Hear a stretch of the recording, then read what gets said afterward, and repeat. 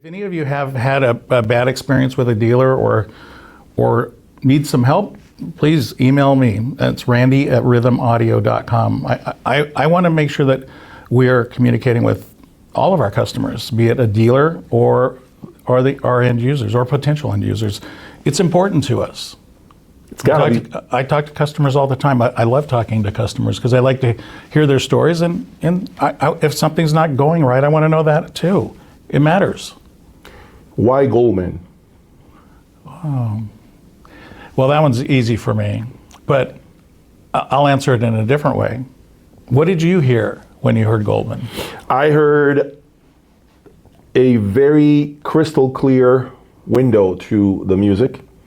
I hear with these 2800 Goldman nuance, clarity, speed.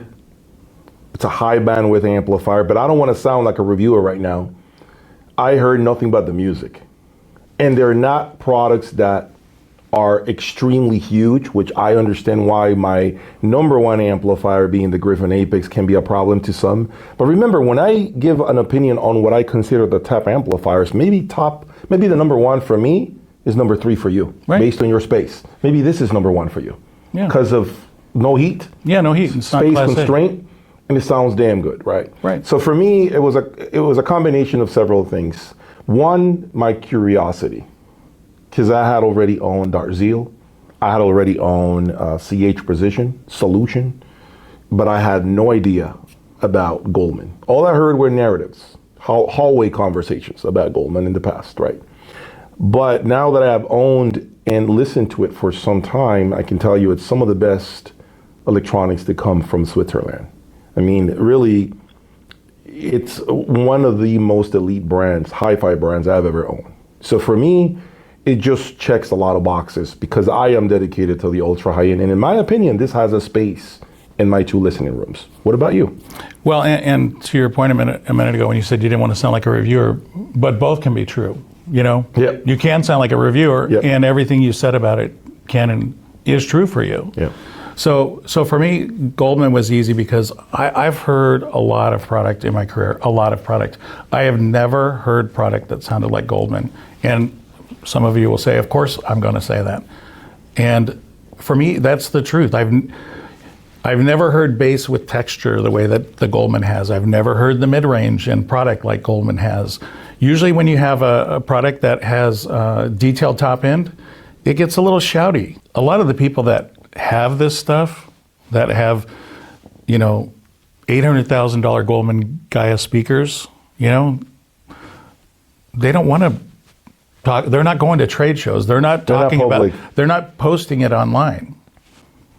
Yeah, there's multiple sets of the Gaia speakers in the U.S. Yeah. There's Telos 8800s in the U.S. There's a lot of product in the U.S. that you've never seen it because those types of people don't go to shows and they don't want that visibility.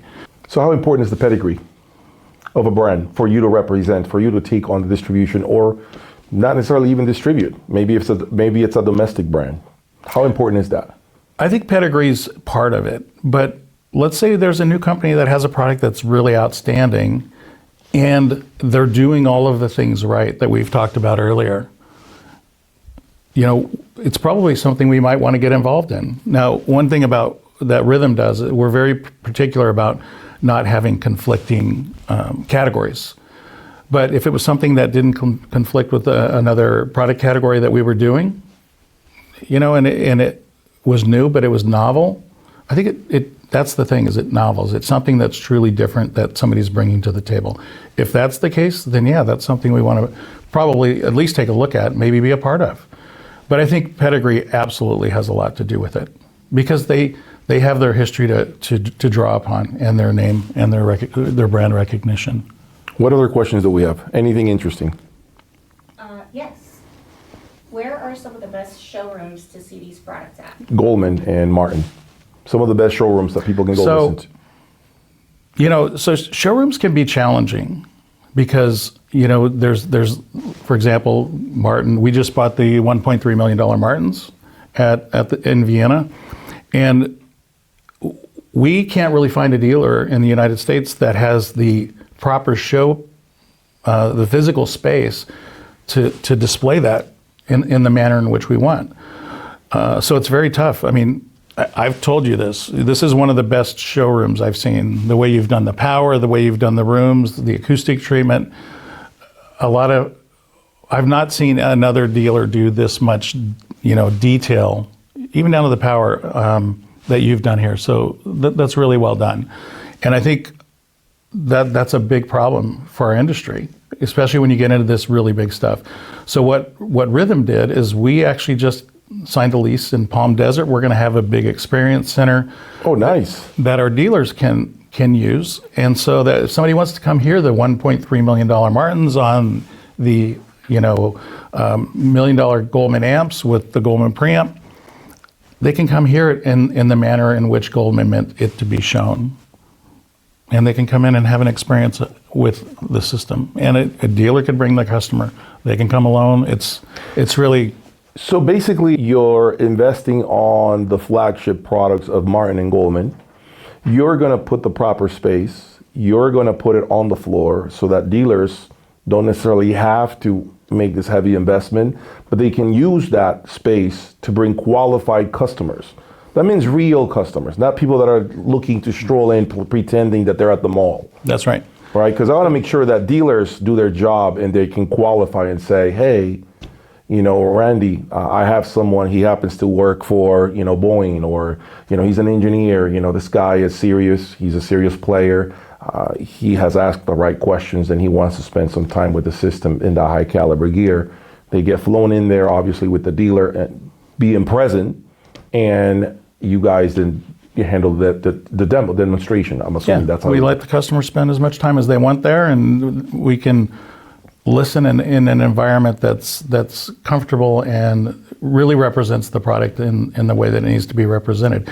Now, a dealer still needs to carry Marten, and if they're going to sell a Coltrane level speaker, which is Marten's flagship speaker series, they have to have other Coltrane on display. We can't make the $1.3 million speaker work in their store. We don't want them to have it in there just so they can show it.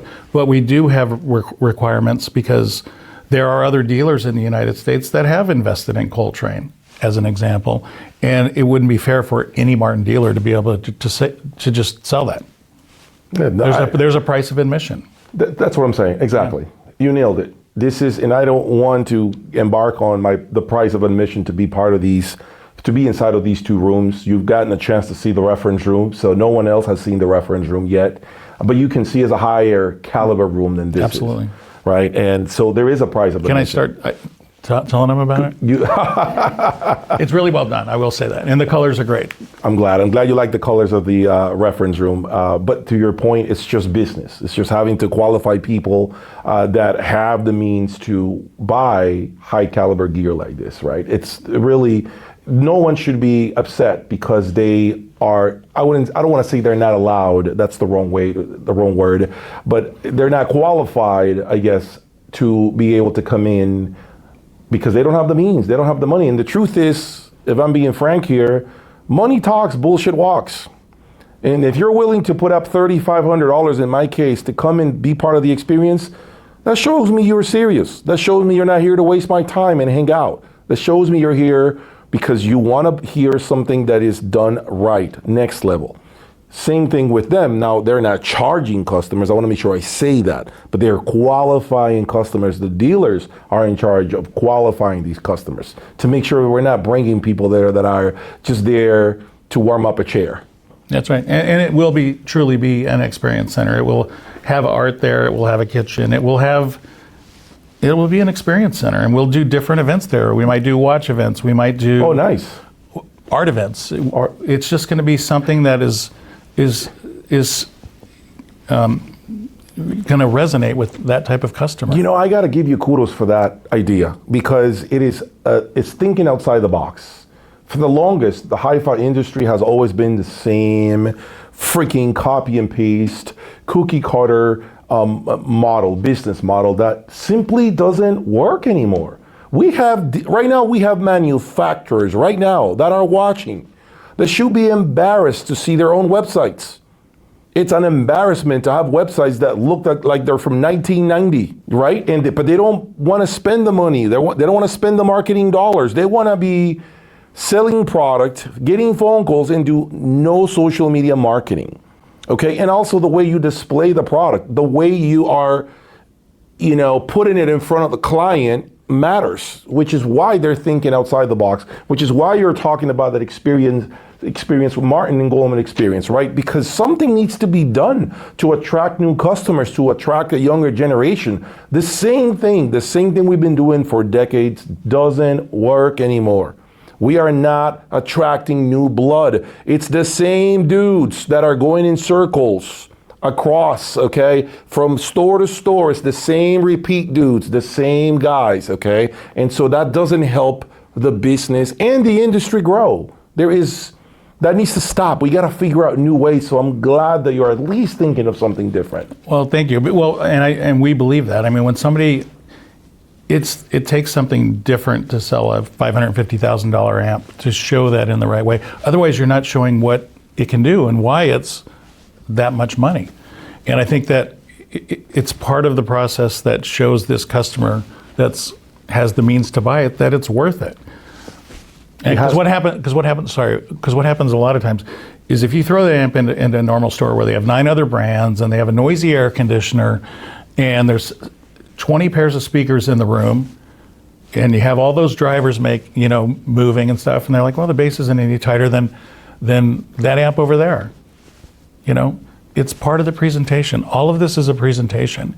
And if they can't show this product in its best light, the Apex and all of these products at this level deserve to be shown at the level, they deserve to be shown in a level that shows off the attributes of the product. And if they can't do that, the dealer should not be selling it. And they should be able to be objective enough and honest enough with themselves to say, I don't really have the facility to do this. I need to do something different. I need to redo my room. I need to redo my air conditioning. Whatever it might be.